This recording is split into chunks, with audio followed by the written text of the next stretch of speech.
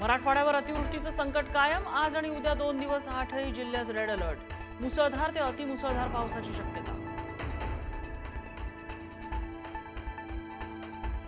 धाराशिवमध्ये मुसळधार पावसाचं थैमान। पावसामुळे सीना कोळेगाव धरणातून होणाऱ्या विसर्गात वाढ। सीना नदीकाठच्या शेतकरी आणि नागरिकांना सतर्कतेचा इशारा।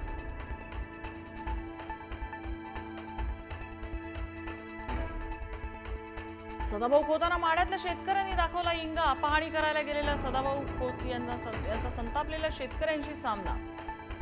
निवडणुकांनंतर आत्ता आला तसं सुनावत शेतकऱ्यांनी खोतांना पिटाळलं।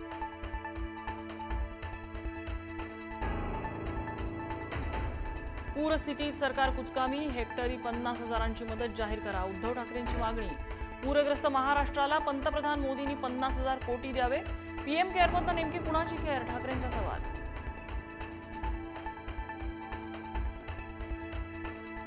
शेतकरी कर्जमाफीबाबत मुख्यमंत्री आणि उपमुख्यमंत्री योग्य निर्णय घेतील। कृषी मंत्री दत्तात्रय भरणेंची प्रतिक्रिया। शेतकऱ्याला जास्तीत जास्त मदतीचा प्रयत्न। भरणेंचं आश्वासन।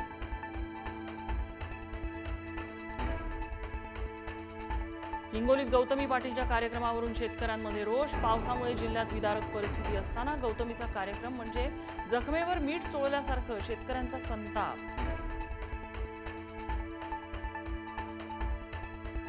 बीड जिल्ह्यात पुन्हा जोरदार पाऊस। धारूर, वडवणी, माजलगाव भागातल्या नद्यांना पूर। मांजरा आणि सिंदफणा नदीपात्रात पाण्याचा विसर्ग। नागरिकांना सतर्कतेचा इशारा।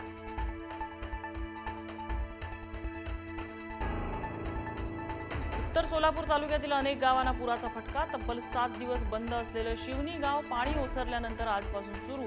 अनेक वर्षांपासूनचा संसार एका पुरामुळे विस्कळीत। साताऱ्याच्या दुष्काळग्रस्त माण खटाव भागामध्ये घुसलं पाणी। घरांमध्ये पाणी शिरलं। म्हसवड शिंगणापूर रस्ताही पाण्याखाली। लातूर शहरासह काही भागात पावसाचं पुनरागमन। मांजरा, तेरणा, तावरजा नदीच्या पाणी पातळीत वाढ। नदी नाले ओसंडून अनेक पूल पाण्याखाली गेल्यामुळे 15 मार्गावरची वाहतूक ठप्प। अहिल्यानगरमध्ये लक्ष्मण हाकेंच्या गाडीवर हल्ला। अज्ञात तरुणांकडून हाकेंच्या कारवर हल्ला। अरणगावजवळ काठ्यांनी गाडीवर हल्ला केल्याची माहिती। दोघं अटकेत।